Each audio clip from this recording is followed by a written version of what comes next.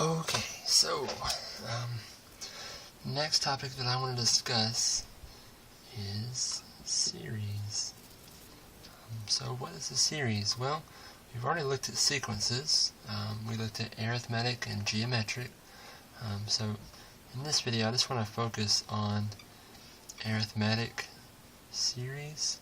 So let's start with an arithmetic sequence, like this one here. You can see that we're adding by 2 every time. A series, well, it's the same numbers, but instead of just listing them out, you end up adding them up. So let's say that it doesn't continue forever. Let's say that this here would be our sequence, and this would be our series. And we can also find the sum by just adding them up. 2 plus 4 is 6, plus 6 is 12, plus 8 is 20, plus 10 is 30. Alright? So, this is an example of a series. Obviously, it'll get really tedious to sit there and add them up one at a time when they start to get really long.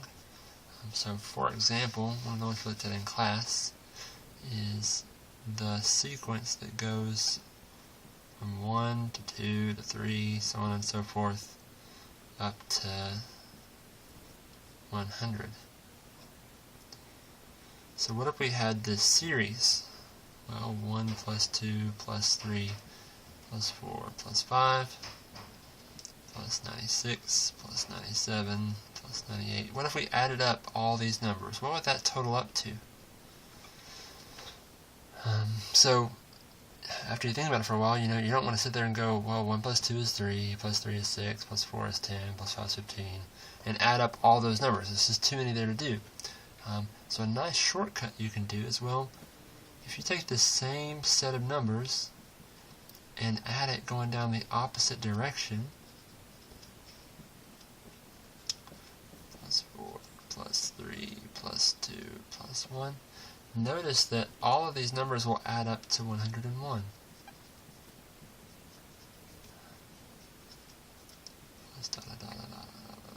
Plus 101.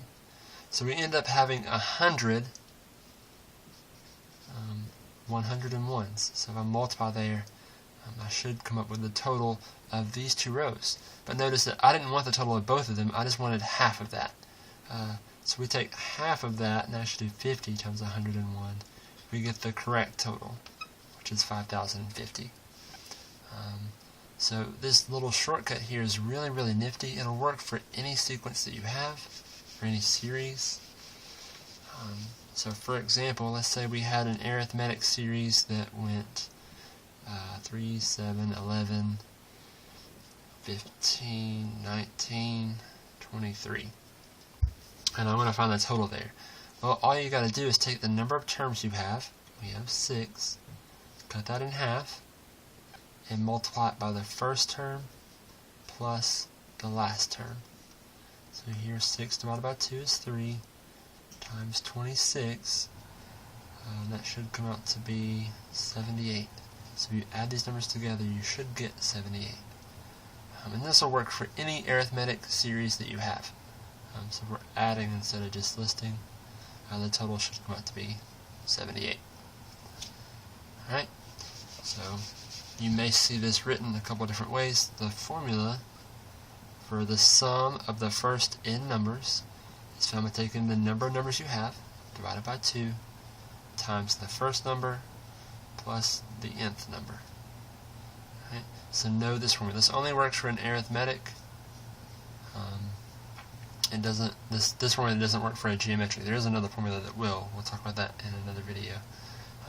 So sometimes they might not give you the whole list. Like they may say the sum of numbers is 1, 3, 5, 7, 9, and you might want to find the sum of the first 30 numbers. Well, in this case, this formula here is not very useful because you have no idea what a sub n is.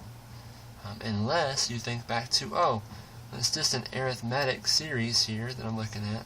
If I'm adding these together, I know that for an arithmetic sequence, I can find a sub n by taking a1 plus d times n minus 1. This is the explicit formula for an arithmetic sequence. So I know that a sub n is equal to this, as long as it's arithmetic. So what I can do is, I can make a new formula that's more useful in this scenario by substituting in what a sub n is equal to. And then I should come out with 2a1 plus d times n minus 1. So for problems like this here, where they give you part of a series and ask you to find the sum of the first 30 terms, it may be more useful to use this formula. So if we plug in what we know, we said that we wanted to have 30 terms. We know our first term is 1, so 2 times 1 is 2.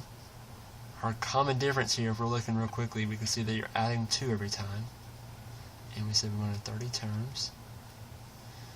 So we end up with 15 times 2 plus 29.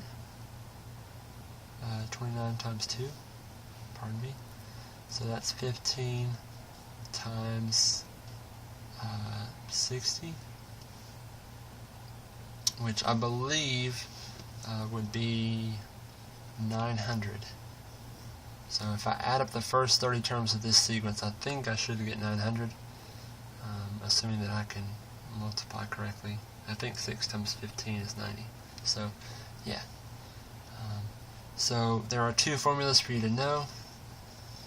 This one here, or if you know the last term, you might be more inclined to use this one. So these two here are your formulas for the sum of an arithmetic series. They only work if it's arithmetic. Make sure you can see this. Okay, so there you go.